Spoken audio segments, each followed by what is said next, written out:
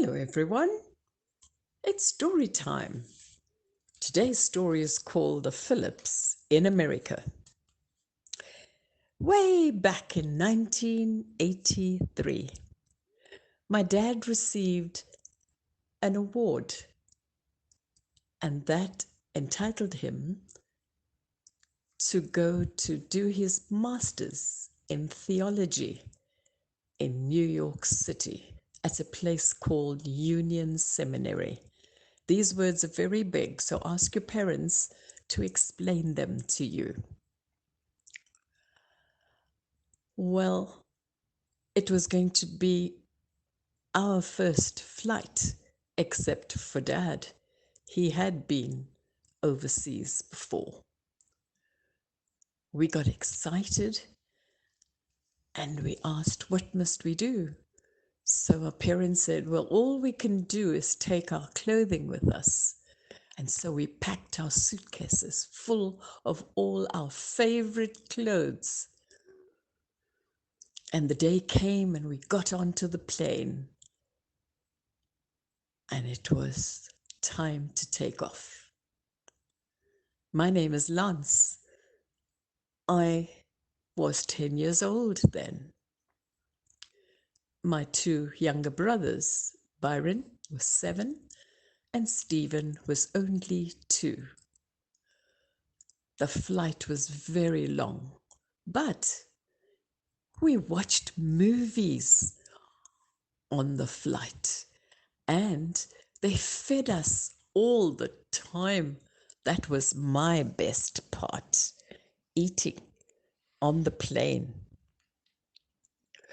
When we got to the airport in New York City, the person in charge of the college that was going to look after Dad in his study time met us.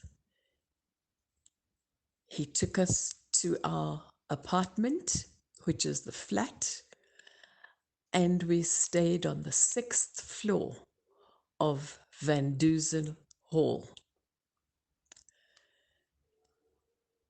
We've never been in a flat before. It was very different from where we had come.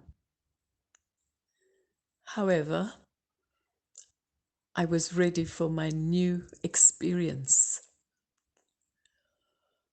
We enrolled at the local school.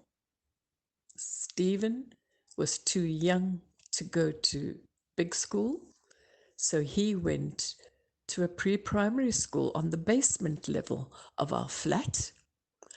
And Byron went to a public school. And I was supposed to go to a public school too. However, a friend of my parents said that their son is at St. Thomas Choir School. And they took us to the school and introduced us to the school because they were looking for little boys. They had space for the new year. I was very excited, but also a little scared because the school was residential. I had to stay in. And for the first 2 weeks, I was not going to be able to come back home or to speak to my parents on the phone. They could call me once a week, but that was all. However, I was very, very happy to be in a new situation. And so when my parents did call me, I pretended I was very brave, but I was very, very, very sad because I'd not been away from them ever before.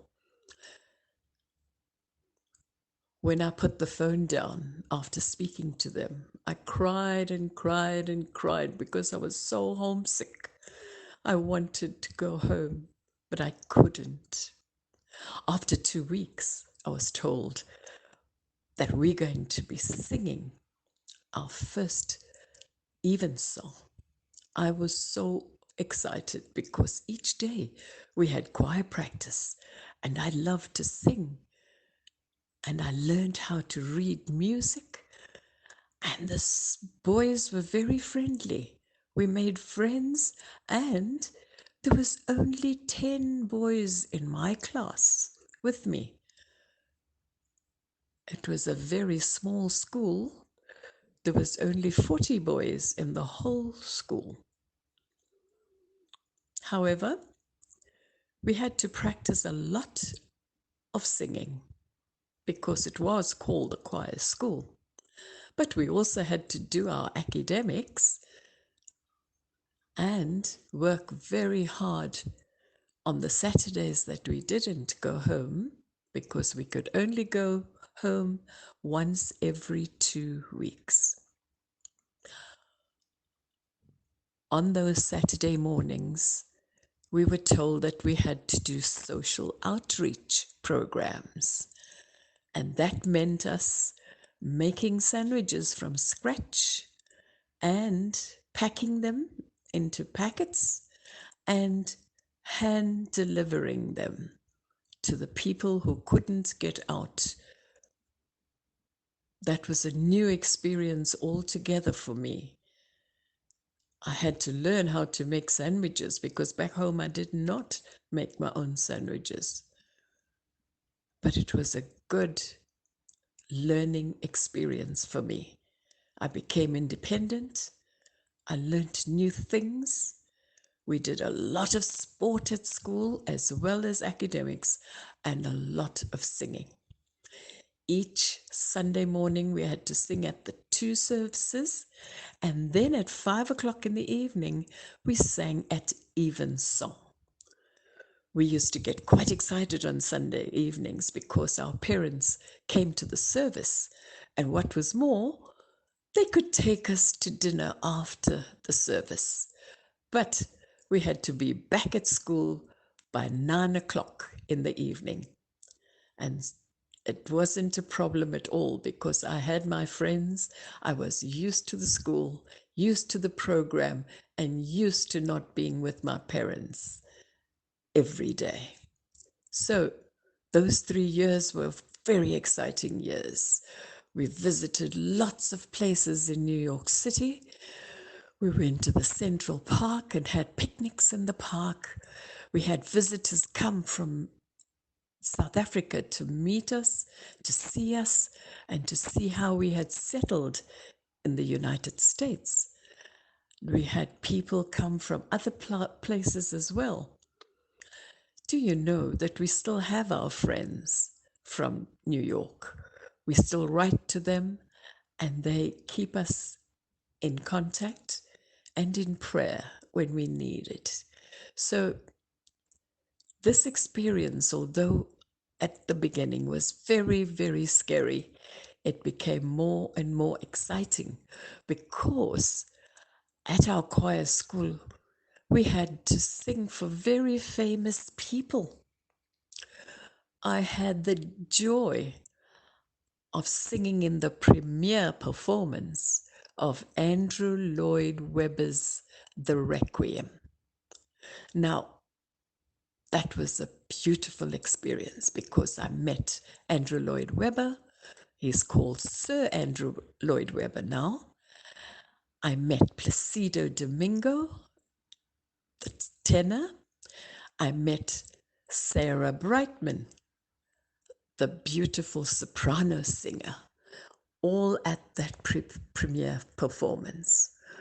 My parents were allowed to come and listen and to them as well as to us because we did the background singing. After the concert, my parents were allowed to come and meet them. And, oh, it was lovely because my mum reached out her hand to Placido Domingo and she said to me, "Oh, Lance's so handsome." I just turned my eyes up and rolled them because I had no idea what she was talking about. However, she thought he was very good looking, she explained. The other famous person was Jackie Onassis. When she passed away, the St. Thomas Choir School boys sang at her funeral, but it was a private funeral. Mum was very, very sad that she couldn't be a part of it and participate in the funeral. So I was happy too, because she might have embarrassed me just like she did at the premiere. My experience in New York made me very independent, made me learn many new things. They had to check on us to see that our rooms were tidy, our shoes were always polished, and that we had our baths on time, and that we were always clean and ready to sing.